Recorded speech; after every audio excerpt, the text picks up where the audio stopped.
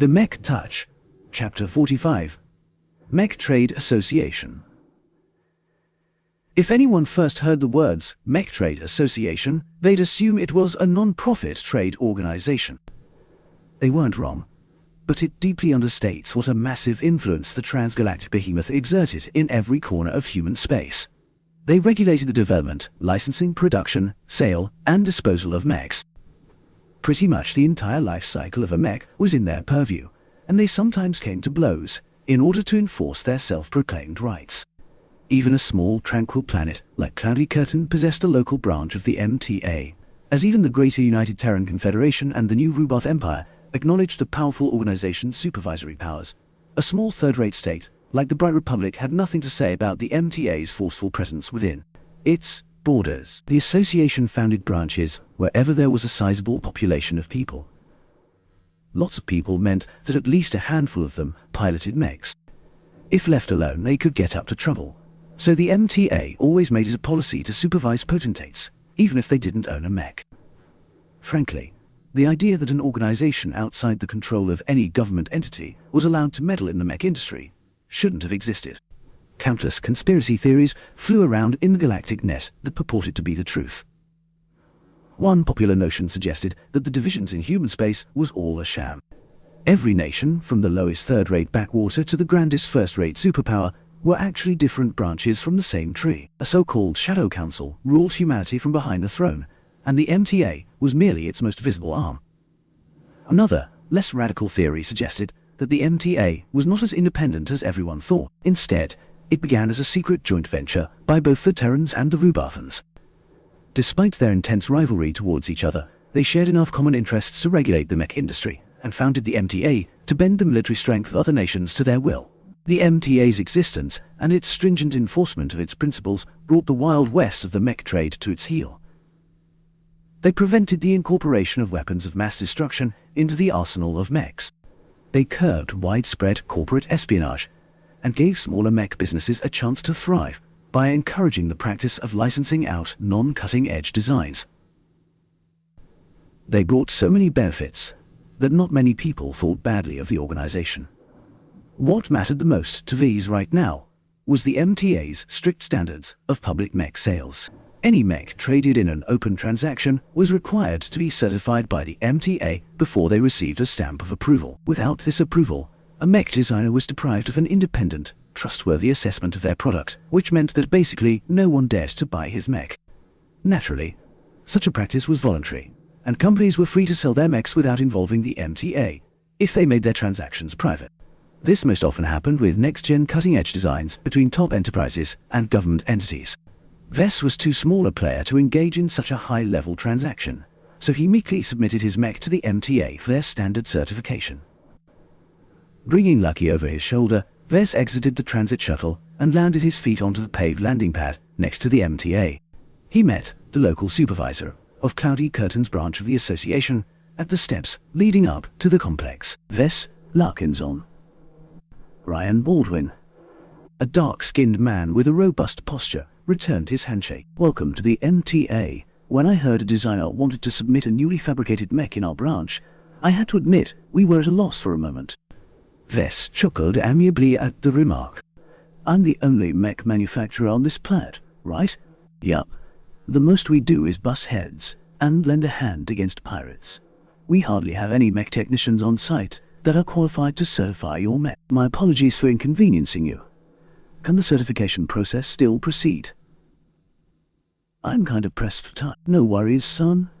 As long as we're not in the middle of nowhere, we always have a senior technician on hand." They entered the quiet and spacious building complex and went down the halls to a large workshop area. A cranky-looking middle-aged lady in coveralls greeted them with a stinky eye. "Vess, let me introduce you to Gertrude Samuelson." The woman in question crossed her arms. "So you're the brat messing up my maintenance schedule. I had a system in place, you know. Now, I have to waste precious hours off my schedule in order to knock your little toy around. Well, you better not think it's a done deal, because I'll be doing my best to dig up its flaws." He could only smile awkwardly at that. Fortunately, Vess spent an excessive amount of time building up the Phoenix Cry. He was confident his mech could pass all but the most stringent of tests. Those top-level tests would never be applied to a regular commercial mech, so Vess should be in the clear. He hoped. The three entered the cavernous workshop, where a handful of mechs underwent routine maintenance. At the end of the stables rested the Phoenix Cry, freshly transported from his workshop. A couple of junior technicians already crawled around its chassis with several handheld instruments. Seeing as you're as young as shit, this must be your first certification, right? Yes, but I'm familiar with the steps. Good. Then you know that you'll just have to stand there and do squat, while I pick apart its flaw. Gertrude stated as she stepped behind a console and activated a thick, mechanical arm. Vez recognized the device as an advanced sensor that was capable of penetrating through almost any material. The woman gently operated the arm and brought it over to the bottom foot of the mech. The projection in front of her changed into a cutout image of the section, along with multiple technical readouts that I've barely understood. Looks fine so far. You haven't screwed up the proportions when you made the HRF armor plating. Lots of newbies trip themselves over when they work with such a highly refined material. A deviance of 0.1% at the start could get amplified by as much as 10% by the time the HRF is off the fabricators. I didn't rush the process. I'm confident the rest of my mech is equally as sturdy. We'll see about that. Gertrude diligently scanned over the mech, from bottom to top, and back to bottom. She also swiveled the sensor from the sides and the rear of the mech as well. But to no avail. Vess understood enough from the readouts that none of the armor or internal components showed any significant deviations from the blueprint. All of the flaws she detected so far was within tolerance, according to the MTA's official guidelines. Only the most nitpicky of technicians would choose to make an issue out of those tiny problems. To her credit, Gertrude said nothing, even if her frown grew deeper. Well, let's see if your internals perform as advertised. This was an area Vez was less confident in. It was fairly easy to spot damage, but harder to determine if the components he fabricated performed on spec. As the technicians crawled away from the chassis, a young pilot entered the cockpit. Vess, Ryan and Gertrude watched at a healthy distance as the pilot activated the mech. The neural interface is starting up without a hitch. No issues encountered so far. The pilot reported, and Gertrude confirmed his observations through the readings that scrolled down her terminal. Startup finished. The mech is in standby mode. The power reactor is spinning. No leaks detected. Temperature is normal. Do you hear any weird noises? It's quiet so far. Want me to engage the engines? Hold up. I still want to test out its power management. Go run some power through the wrist-mounted laser cannons. Charge up its capacitors. Make sure the weapons remain safe before you do that, though. Vess watched on with Lucky as they both witnesses Gertrude trying to dig up faults. No matter how much she stressed the power system, she failed to make the mech squeal. Vess increasingly grinned wider as he realized he had nothing to fear in this aspect. His mech was mechanically sound. Despite spending 2 hours testing out the internals, the MTA came up empty with regards to things to complain about. The engines purred like a kitten, while its sensors were able to capture objects from kilometers away with razor accuracy. Let's move on to the active tests. The senior technician grumbled. The pilot took out the mech outside to a large and spacious range and obstacle course. Both weren't much to look at since the cloudy curtain branch only included them as an afterthought. Still, the minimum certification only required some basic tests for the Phoenix Cry. The first test involved testing the mech's limbs, in particular its articulation. Under the watchful eyes of several hovering sensors, the pilot stretched the limbs of the mech to the maximum angles possible. Nothing broke even when the arms almost bent straight backwards, which was a good sign for Vez. The MTA then tested the mech's carrying capacity by picking up and carrying a variety of weights, which also went without a hitch. With these tests done, the pilot put the mech through its paces by jogging and then full-on sprinting on a race course. The medium mech pushed to its maximum projected speed and maintained it with only minor difficulties. The pilot then repeated the same track, but this time carrying the mace and tower shield. The mech ran a lot slower this time, but the extra weights failed to topple the mech over or cause any other catastrophes. They then moved on to the trickiest part, the ranged weapons testing. Gertrude grinned savagely as she rubbed her palms. While she held little hope in finding fault with the shoulder-mounted missiles, the lasers should be another story. Laser weapons contained plenty of tiny, delicate components, so they were also the weapons most prone to malfunction. They first tested the missile launchers, but everyone knew it was just a formality. The launchers were fairly low-tech to begin with, as most of the advances in missile technology lay in the missiles themselves. The launchers only stored the missiles and kept them from exploding when they got bumped or something. Both the long-range and short-range missiles flew from the launchers without a hitch and detonated against a cratered hill exactly as expected. The Mech then moved on to a range, where it began to test out its wrist-mounted weapons at a variety of power levels. From the lowest setting, the pilot fired the weapons so rapidly that the beams appeared to be stuttering from an unstable power supply. Despite its shaky appearance, the lasers fired with the right amount of power and accuracy. The pilot then cranked up the power supplied to the cannons. The lasers increased in size and intensity. The beams flickered less, but their burn duration increased. The maximum setting practically turned the laser cannons into bringers of doom. Thick beams that looked like flowing suns escaped from the barrel and bore a set of holes right through the targets on the range. At the end of the round of testing, Gertrude came out of the process with a list full of past criteria. Without more stringent stress testing, she could not find any other opportunity to disqualify the Mech. The pilot exited from the Mech and jumped straight down, relying on the anti-gravity boosters in his Mech suit to land as light as a feather. When the pilot reached the trio, he removed his helmet, revealing a face and skin tone almost the same as Ryan's. "How's the Mech?" "It's an incredible Mech, and I'm not talking about first-timers," the pilot enthusiastically replied. "I feel like I'm piloting a giant instead of a machine. The Mech responds so smoothly, I can't even believe it's possible for mechs to move that way." Ryan snorted at that. "That's the advanced internals of the Mech at work. You've never piloted anything other than standard budget models, so I specifically brought you here to experience this new Mech. Even with the difference of a generation, an advanced Mech is still a different league compared to the cheaper current-gen models. You should try to get a chance to pilot the base model. The Caesar Augustus is a real beauty besides its impracticalities. So Gertrude, do I get your stamp of approval?" Vess asked, while the father and son pair talked about the details. "It's kind of suspicious how this Mech held up so well during testing. Did you even produce this Mech yourself?" Gertrude asked suspiciously.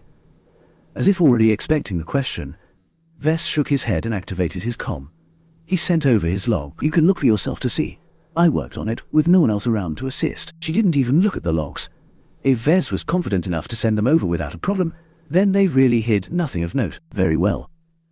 It is in my professional judgment that your Mark Antony variant Mech has broken no rules and met all the criteria our organization has set for all publicly traded mechs. Your Mech will be stamped with our seal of approval, and you should receive the certificate in your mail in the next hour while I finalize my report." The resignation in the lady's tone barely registered to Vess. He only felt an incredible amount of satisfaction and relief for surviving this ordeal. Now that the MTA officially certified his Mech, no obstacle remained in the long road to selling his first Mech. He immediately brought up his comm and called Marcella. "Good news, Em. My Mech has just passed the MTA's certification. I'll send you the files as soon as they arrive." "That's very good news," Marcella responded with a little more surprise than Vess expected. Perhaps she hadn't been very confident in his first work. "I'll arrange the express shipping on my end. The Mech will arrive at bedtime in 1.5 days. "That's good. Can you transfer the payment over as soon as it's there? I feel as if the bank is already looming over my shoulder, ready to repossess all my assets. The credit transfer is already pending. As soon as my client receives the Mech, the transfer will be approved." A heavy weight almost lifted off his shoulders, while the bank still gave him nightmares. Vez at least breathed a little easier now that the deal was essentially done. "So what's next on my plate? Have you found another client for the Mark Antony yet?" Marcella shook her head. "I've got a lot of other things on my plate, and I like to see if your first sale goes right before I find another buyer. I'd like to keep an eye on your current client for a couple of weeks to see if he has any complaints. If he finds no defects, even after weeks of regular use, then I can confidently start pushing your product to my other clients." "That's good. Still, after I pay my annual interest payment, I don't have enough capital left to produce another Mech. I need another advance payment in order to start producing the next batch." "That's not a bad thing for you," she said with a smile. "You deserve a holiday, and more importantly, you need some time to get your books in order. I've seen way too many startups get into trouble with the tax office due to improper accounting. Don't rely on a random AI routine downloaded from the galactic net to do your numbers. Do it yourself or hire an accountant to do so." Alright, I'll do it myself. My business is tiny, and I only have one sale, so my books are very thin. Secondly, you should shore up your skills. I've seen what you did in Iron Spirit, and I'm fairly impressed by the progression of your work. You've clearly improved in the short months since you first started designing mechs. Use some of the extra money you earned to get a bunch of virtual licenses and get to work expanding your repertoire. The only way a mech designer is able to advance is by pumping out new designs. I've never seen a mech designer improve by continuing to fabricate an old design. Vess nodded in agreement. I already planned to sharpen my skills in the game when I'm not busy producing a real mech. It's a shame I won't be able to afford any production licenses. The Mark Antony will remain my sole product for quite some while. That's okay. You're still in your first year. Just by owning the licenses you already have, you're way ahead to almost any other mech designer without any backing. If your product pans out, you can expect plenty of sales from my end, more than enough to pay off your debts and upgrade your assets. That's the power of a good product. And what if the market doesn't catch on? Then go back to the drawing board. Don't get too attached to your first design. It's merely your first and most primitive work. If it's not a winner, then improve your skills and design a new mech that fulfills the demands of the market. Alright, I've got a good idea on my coming schedule. I'll be waiting for the money. They said goodbye to each other before terminating the comm. Vez already felt liberating from his concerns. Once he received the money, he could pay off his debt and leave enough of a surplus to leave him swimming in cash. He could do so many things with such an amount of money. Should he go back to Iron Spirit and use the cash to buy some new licenses to play with? How much should he spend? Vez already looked forward to playing with some new toys.